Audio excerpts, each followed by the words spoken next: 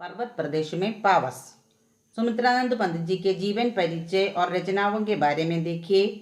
सुमित्रानंद पंत का जन्म 20 मई 1900 में अल्मोड़ा जिले के कौसानी नामक गांव में हुआ। उनकी प्रारंभिक शिक्षा अल्मोड़ा तथा कॉलेज शिक्षा प्रयाग के म्योर सेंट्रल कॉलेज में हुई। उन्होंने गांधी जी के असहयोग आंदोलन में भाग लेने के लिए कॉलेज छोड़ दिया तथा स्वाध्याय में लग गए। अनेक वर्षों तक वे आकाशवाणी से जुड़े रहे। उनकी साहित्य सेवा यूं तो 4 वर्ष से ही शुरू हो गई थी, किंतु व्यवस्थित ढंग का लेखन कॉलेज जीवन से प्रारंभिक हुआ।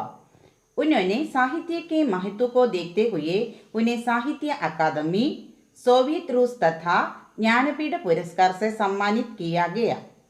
उनकी रचनाएं, पंत की मुख्य काव्य रचनाएं वीणा, ग्रंथि, पल्लव, गुंजन, युगांध, युगवाणी, ग्राम्य, स्वर्णीकरण, स्वर्णधूलि, उत्तरा, अंतिमा, कला और बूढ़ा चांद तथा लोकायतन।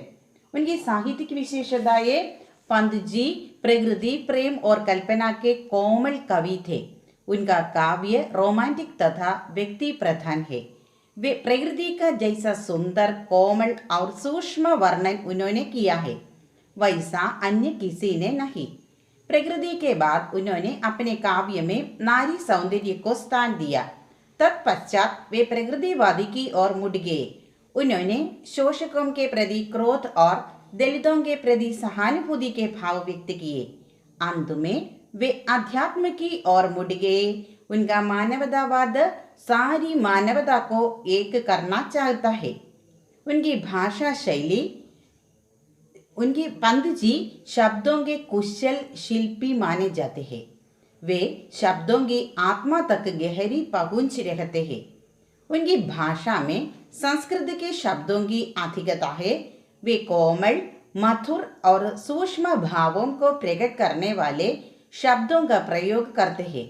पंत जी ने उपमा, रूपक, अनुप्रास और मानवीकरण अलंकारों का अतीव सुंदर प्रयोग किया है। वे हिंदी के एक गौरवशाली कवि है।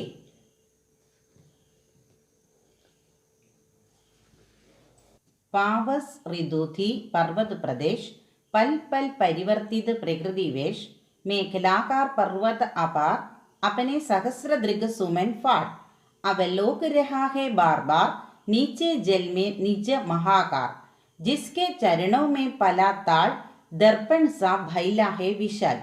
शब्दार्थ देखिए। पावस वर्षा ऋतु, മഴക്കാലം. पर्वत प्रदेश पहाड़ी क्षेत्र, पर्वत മേഖല. പൽ പൽ ക്ഷണ ക്ഷണ, ഓരോ ക്ഷണത്തിലും. പരിവർത്തിത ബദല ഹുവ, മാറ്റം ഉണ്ടാവുക, പരിവർത്തനം ഉണ്ടാവുക. പ്രകൃതി വേഷ്, പ്രകൃതി കാ രൂപ, പ്രകൃതിയുടെ രൂപത്തിൽ. മേഖലാകാർ, करधनी के आकार की पहाड़ की ढाल, आर्क ഷേപ്പിലുള്ള പർവ്വതീയ സ്ഥലം. APAAR അസംഖ്യ means വിശാലം, അതിരില്ലാത്ത. സഹസ്ര ഹസാരോ ആയിരക്കണക്കിന്. ദൃഗസുമൻ നേത്ര के समान പുഷ്പ. ഫാഡ് ഖോൽക്കർ തുറന്നിട്ട്. അവലോക് ദേഖ് കാണുക. നിജ് അപ്പന സ്വന്തം. മഹാകാർ ബെഡാ ഠാഞ്ച് വലിയ ഫ്രെയിം. താൽ താലാബ് പോണ്ട് കുളം. ദർപ്പണ शीश मीन्स कन्नाडी मिरर.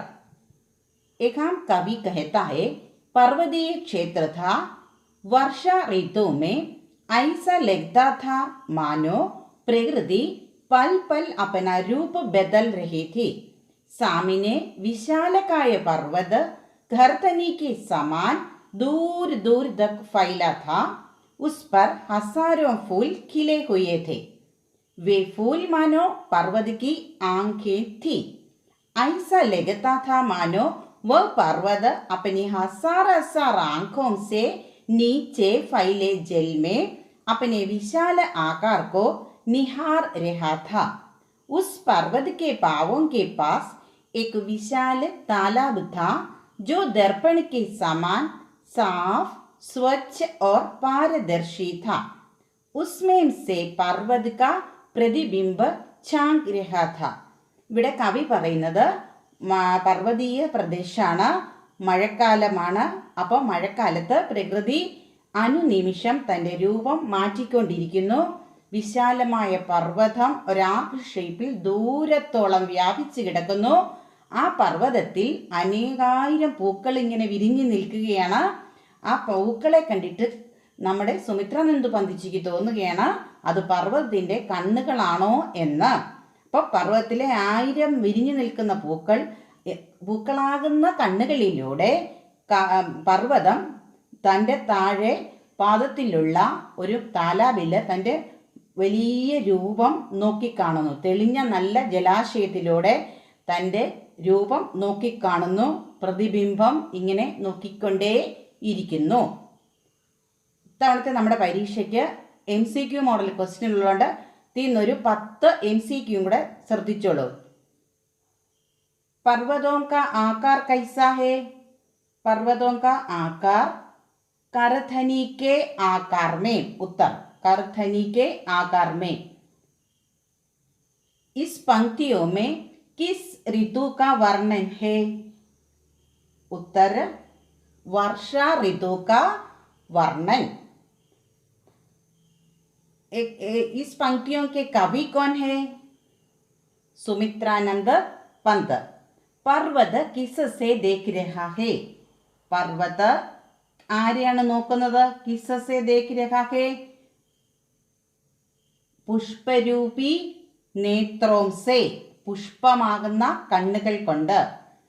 താൽ കെ വിഷയ में क्या कहा गया है? दर्पण के समान पावस ऋतु का आशय क्या है? वर्षा ऋतु. प्रकृति में पल पल क्या घटित हो रहा था? वातावरण बदल रहा था. पर्वत की आंखें किन्हें कहा गया है? फूलों को. दर्पण किसे कहा गया है? पर्वत के नीचे स्थित ताल को और तालाब को. अपने महाकार को कौन देख रहा है? पर्वत.